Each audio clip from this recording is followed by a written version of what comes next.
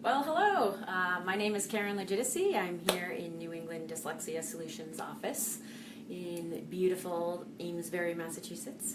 And this marks our first Facebook Live event. And we're going to be offering many different topics along the way. But this topic for today is entitled The Threshold for Confusion.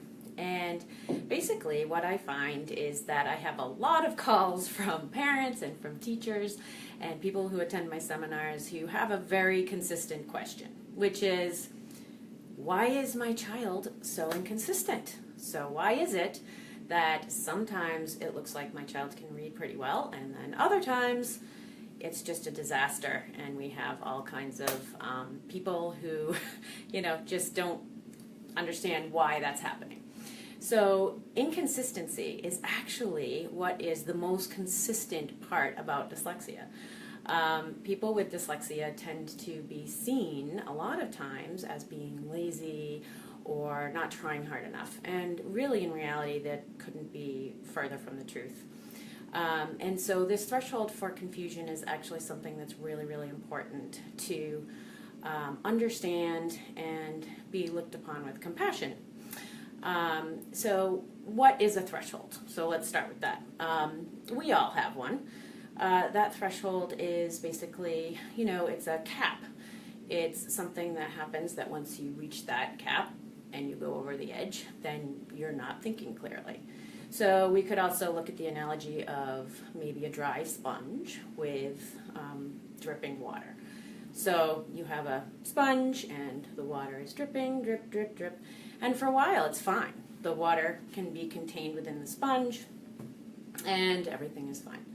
But eventually what can happen is that sponge will become saturated. And once it becomes saturated, the water starts dripping out the other side. So a lot of times what happens when someone is reading and is dyslexic is that that saturation can happen pretty quickly.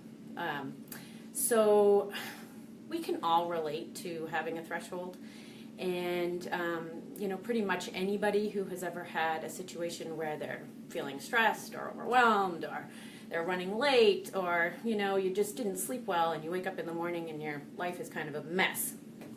On those days, your threshold is going to be lower, and you probably won't be perceiving things the same way. You may not be thinking rationally. Things may feel out of proportion or out of control. So that's basically what that threshold is. It's been surpassed. And in order to get back, you probably are going to have to take a break or do something. So I kind of want to talk about how this threshold affects people in different ways. So with dyslexia, oftentimes the threshold is really met when you're dealing with the written word. It can be auditory, so anything that has to do with words, with reading, writing, spelling, processing language is really the biggest piece that will cause someone with dyslexia to surpass that threshold. And so, sometimes even just the simple act of opening a book will lower that threshold. So throughout the day, your threshold can be lowered, or it can be high or low, and so it really kind of depends. It can go minute by minute and day by day, which is why dyslexia can look very, very inconsistent. So if you're looking at a book and all of a sudden, ooh, I have to read all of this, what? You could have gone into school with a pretty high threshold, but even that simple act is going to lower the threshold. And then you're faced with looking at, letters that might be confusing, and you're kind of going closer and closer to the threshold. And then an unrecognized word, and like, oh no, and then your threshold goes down. And before you know it, you're over the edge, and then you're not perceiving things accurately.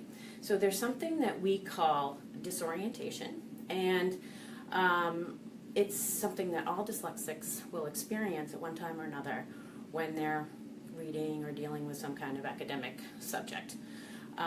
And really, once you're disoriented or you've reached your max, there is an actual perceptual distortion that happens, where you may not be seeing the words accurately, or you may not be you may experience like a little bit of fuzziness or a little bit of, uncertainty, or, there's all different kinds of ways that people experience disorientation. But what is important to know is that once you've reached that threshold, it's very difficult to get back unless you have some tools and things to help you. So taking a break is very, very helpful at that point. When we're talking about people with ADD or ADHD, it can be, that threshold can be reached with distractions, with noises, the kid in the background that's banging the pen on the back of the desk, and it can just be that they're paying attention to everything in the room, and so because there's so much going on, that threshold is lowered and they can go over the edge. And with autism, it's oftentimes sensory overload, so they're just, there's just too much stimulus in the environment. It comes in, that threshold is lowered, and then once they're over the edge, it's like shutting down completely. So basically, what I like to do is tell parents and teachers and dyslexics themselves how it all works, and so that they can understand that there can be days where the threshold is high. So let's just say, a good example would be that you had an important day, and before you went to bed at night, you got everything prepared. So you got your clothes prepared for the next day. You have everything all set up, you have your lunch, you have your breakfast, and you go to bed and you're feeling organized and good. So then you sleep really, really well, and you wake up and you get out the door and everything's going smoothly, and you arrive at your destination and you can, you're having a good day, everything's good. You're feeling calm, you're feeling centered, you're grounded, and you're on. And so you go in, and let's just put this in the perspective of a student. So let's say that they go into class, and their threshold is very high that day, and they're given an assignment. And okay, so read this paragraph. And they read it, and lo and behold, wow, they did a great job. Wow, okay. So what can kind of happen is that there can be a benchmark that takes place, where mental note, you can do it. Oh, I know you can do it. Wow, look at that, you did a great job. So that was the performance on this day. So then let's just say the next day they wake up and, oh my goodness, they've slept through their alarm, and now they can't have breakfast, and there's a big family thing going on. Hurry up, we gotta get out of the house, and they forget their backpack, or they forget whatever, and their threshold is very low. So then they start the day down here, and then so they're asked to do the same task that they did really well on that day, and lo and behold, they've surpassed their threshold for confusion, and they are no longer able to do it. So that it's a nightmare, they bomb it, there are tons of mistakes, and they're feeling horrible about it. So what's important to know is that when they did that task on this day, it's actually easy, it's fine, they were good. On this day, they were actually trying like 1,000 times harder than they were on this day. But the perception can be, on this day, we know you can do it. You did it yesterday. You're not trying hard enough. You're being lazy. Focus, right? So if this sounds familiar, it's just something to really pay attention to. So that benchmark can be confusing, and there is definitely an inconsistency of skill and of ability to do tasks based minute by minute, day by day. So what can we do about this? Yes, it's a big issue. But one of the first things that I would recommend is really trying to notice for each person what causes that threshold to lower. So we can all there's some pretty basic ones, right? Where, everybody has to have a good night's sleep. We all need nutrition. We all need hydration. So there can be physical reasons why that threshold could lower. So we want to make sure that we're doing what we can to eliminate any reason why that threshold is low to begin with. And, if there's anything going on, like we want to try to avoid having a rushing kind of situation, or timed tests can be very, very challenging for someone with dyslexia. Having to speak out in front of the class, read out loud, anything like that will cause that threshold to plummet. I will be posting a list of common reasons why that threshold can be met after this is over, so please look for that.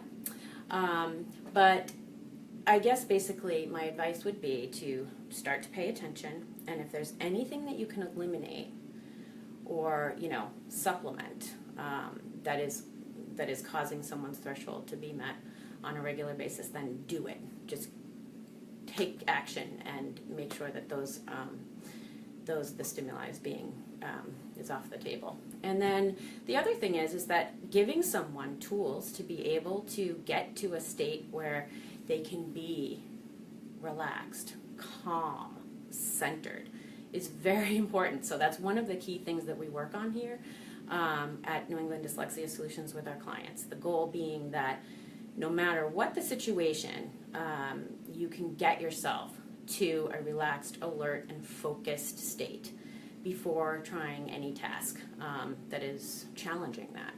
So the idea would be, let's figure out what's going on. Let's figure out why the threshold for confusion is being met. Let's eliminate as many of those reasons as we can. So we're going to try to keep that threshold as high as possible, and then allow the tools to be able to come into play. So awareness for that person, for that client, so that they can start to see, oh boy, whoa, whoa, whoa, whoa, I'm getting close. All right, okay, I feel better. Right? So there are lots of different ways that you can do that, but there are some very concrete ways that we work with clients here on that whole process. And another piece of it would be eliminating the reason why reading is challenging to begin with, working on letters and sight words, and all of that will be addressed in other